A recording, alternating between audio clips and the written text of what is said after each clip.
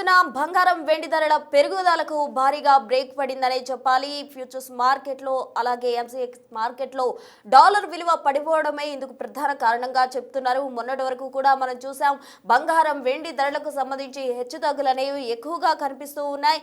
ఒక్కోసారి ఆకాశాన్ని తాకుతున్నాయి బంగారం వెండి ధరలు, మరోసారి తీవ్రంగా కూడా పతనమవుతున్న పరిస్థితి. మళ్ళీ ఇప్పుడు తాజాగా బంగారం వెండి ధరలు పతనమైనట్టు కూడా మనకు సమాచారం అందుతుంది. డాలర్ బలహీన పడ్డమే ఇందుకు ప్రధాన కారణంగా కూడా చెప్తున్నారు. ఎంసీఎస్ మార్కెట్లో 10 గ్రాముల 24 క్యారెట్ల బంగారంపై 1200 రూపాయల వరకు కూడా తగ్గినట్టు చెప్తూ ఉన్నారు. మొత్తంగా 1,53,532 దగ్గర 24 క్యారెట్ల బంగారం ధర ట్రేడ్ అవుతూ ఉంది.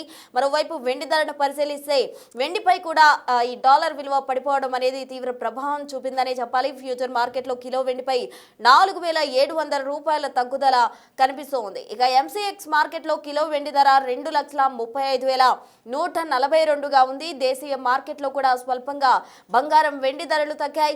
24 క్యారెట్ల 10 గ్రాముల బంగారంపై 1,530 రూపాయల తగ్గుదల కనిపిస్తోంది. అలాగే హైదరాబాద్ మార్కెట్లో ఈరోజు ప్రెసెంట్ ధర చూస్తే 1,54,910 దగ్గర ట్రేడ్ అవుతుంది బంగారం. ఇక 22 క్యారెట్ల విషయానికి వస్తే ఆర్నమెంట్ గోల్డ్ పై కూడా ప్రభావం ఉందనే చెప్పాలి. 10 గ్రాములు దగ్గర 1,400 రూపాయలు కూడా తగ్గినట్టు 1,42,000గా కూడా అమ్మకాలు జరుగుతూ ఉన్నాయి. అయితే వెండి ధరలు మాత్రం స్థిరంగా కొనసాగుతూ ఉన్నాయి. స్థిరంగా అంటే కిలో వెండి ధర 2,65,000 వరకు కూడా కొనసాగుతూ ఉంది. మొత్తంగా బంగారం వెండి ధరలు భారీగా పతనమవుతూ వస్తున్నాయని చెప్పాలి. హెచ్చుతగ్గులు అనేవి ఎప్పుడు స్టేబుల్ అవుతాయి?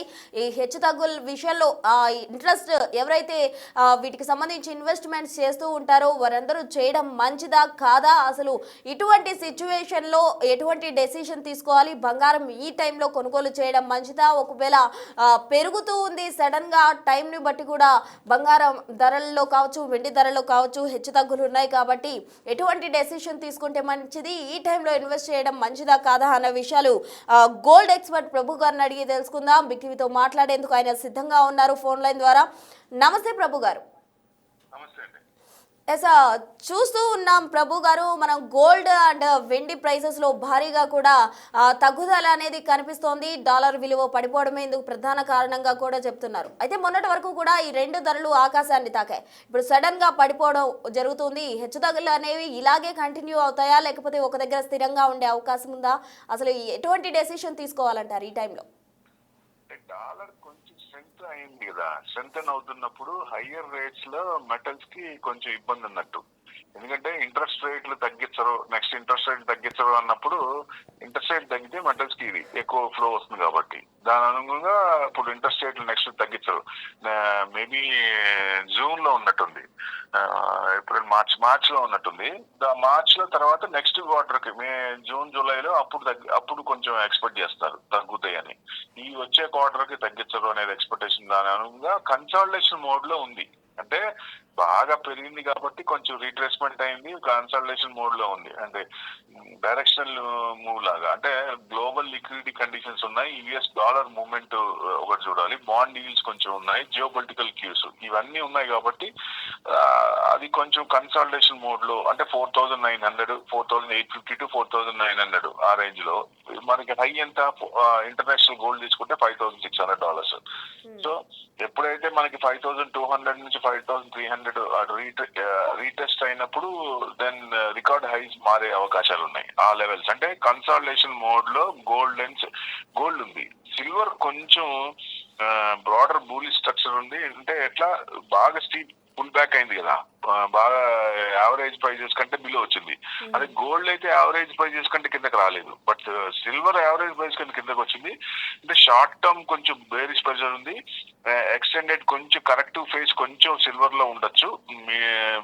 మిడ్ టు లాంగ్ టర్మ్ అయితే మళ్ళీ కన్స్ట్రక్టివ్ గానే ఉంది. స్టడీ ఇండస్ట్రియల్ డిమాండ్స్ ఉన్నది, స్ట్రక్చరల్ సప్లై కన్స్ట్రైంట్స్ ఉన్నాయి, డిస్పైట్ ఎలివేటెడ్ వాలటాలిటీ ఇవన్నీ అనుగుణంగా కొంచెం చిన్నది, కొంచెం డౌన్ సైడ్ కొంచెం వాసన ఉంది సిల్వర్ కి. గోల్డ్ అయితే అబోవ్ యావరేజెస్ లెవెల్స్ లో ఉంది, కన్సాలిడేషన్ మోడ్ లో ఉంది. ఎప్పుడైతే మళ్ళీ 5,000 అబోవ్ వచ్చిందో మళ్ళీ కొంచెం మూవ్మెంట్ వచ్చే ఛాన్స్ ఉంటుంది. అప్పుడు 5200 5300 కనుక క్రాస్ అయితే, ఆ రెసిస్టెన్స్ కనుక క్రాస్ అయితే నెక్స్ట్ హై విల్ క్రాస్, అంటే it will retest all time high, అంటే 5600 ఆ రేంజ్ లో మళ్ళీ దాటే అవకాశాలు ఉంటాయి. సో ఏదైనా కన్సాలిడేషన్ మోడ్ లో ఉంది. ఇప్పుడు మీకు అంటే సిల్వర్ ఇంటర్నేషనల్ చూసుకుంటే $75 ఆ రేంజ్ లో ఉంది. సో అది కొంచెం నెక్స్ట్ స్టెప్ అంటే మీకు 95 టు 105 ఆ రేంజ్ లో, అంటే $75 అబోవ్ కనుక ట్రేడ్ అయితే నెక్స్ట్ చిన్న చిన్నగా మీకు ఈ కన్స్ట్రక్షన్ సప్లై ఏంటి కన్స్ట్రక్షన్ లో ఏం తేడా రాదు కాబట్టి, స్ట్రక్చర్ లో డిమాండ్ అండ్ సప్లైలో డిమాండ్ ఇంకా ఉంది కాబట్టి చిన్న చిన్నగా ఒక డిప్ ఇచ్చి మళ్ళీ ఇంకొంచెం పెరిగే అవకాశాలు ఉన్నాయి. కాబట్టి $75 అబోవ్ ఇంటర్నేషనల్ ట్రేడ్ అవుతూ నెక్స్ట్ సపోర్ట్స్ లెవెల్ 95 టు 102 అది కనుక క్రాస్ అయితే ఆల్ టైమ్ హై 121 క్రాస్ అయ్యే ఛాన్స్ ఉంటుంది. సిల్వర్ మటుకు లాంగ్ టర్మ్ లో మళ్ళీ ఆల్ టైమ్ హై క్రాస్ అయ్యే ఛాన్సెస్ ఎక్కువ ఉంటాయి ఏది గోల్డ్ కంటే. బట్ గోల్డ్ కన్సాలిడేషన్ మోడ్ లో ఉంది, అంత పెరగపోవచ్చు, ఇదివరకు ఉన్నంత పెరగపోవచ్చు. బట్ ఏదైనా ఇరాన్ ఇష్యూ వస్తుంది అంటున్నారు, ఏదైనా ఇష్యూ వస్తే అప్పుడు చెప్పలేము. అంటే ప్రభు గారు మొన్నటి వరకు కూడా సిల్వర్ మనం చూసాము 4 లక్షల పైచిలకు వరకు కూడా ఎగబాకిన పరిస్థితి. అటువంటి సిచ్యువేషన్ మళ్ళీ వస్తుందంటారా? సిల్వర్ లో ఇన్వెస్ట్ చేయడం ఈ టైంలో మంచిదంటారా?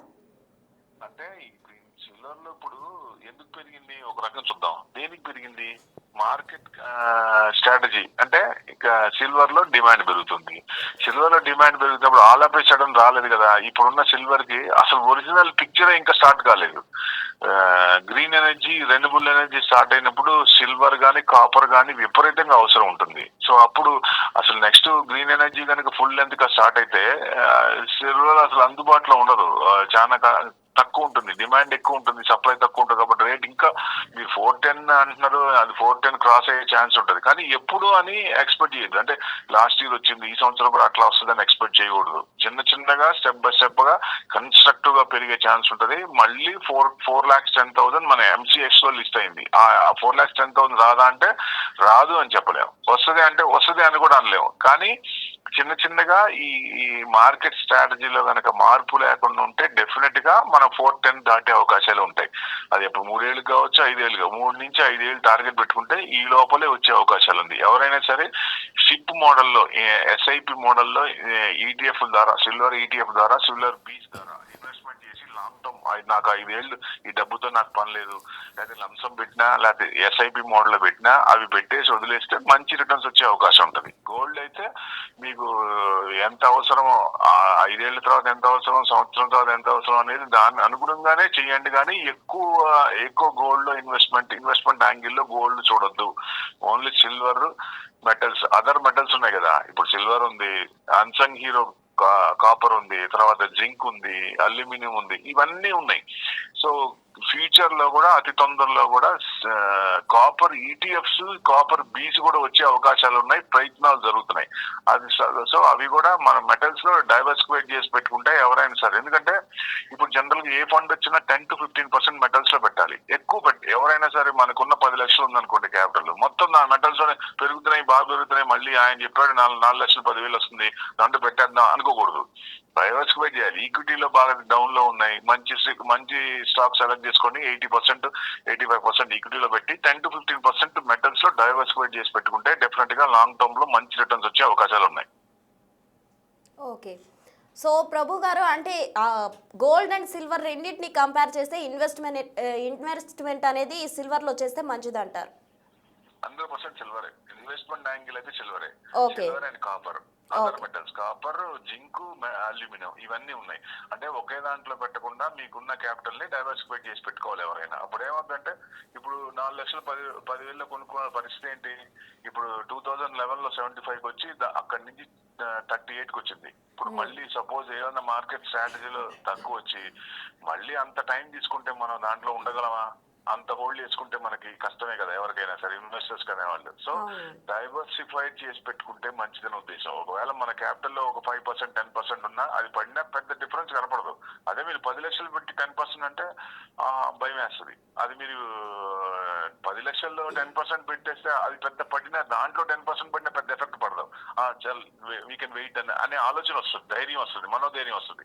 That's the difference. డైవర్సిఫైడ్ చేసినప్పుడు ఎప్పుడైనా సరే ఎవరైనా కొంచెం టెన్షన్ లేకుండా, టెన్షన్ ఉంటుంది కాబట్టి కొంచెం ఇప్పుడు 4,10,000 లో కొన్నాళ్ళు అమ్మ ఇవాళ వస్తుందా రేపు వస్తుందా నెక్స్ట్ వస్తుందా అది సెకండ్ కి చూస్తూ ఉంటారు. అది అంత టెన్షన్ తీసుకోవద్దు అంట నేను.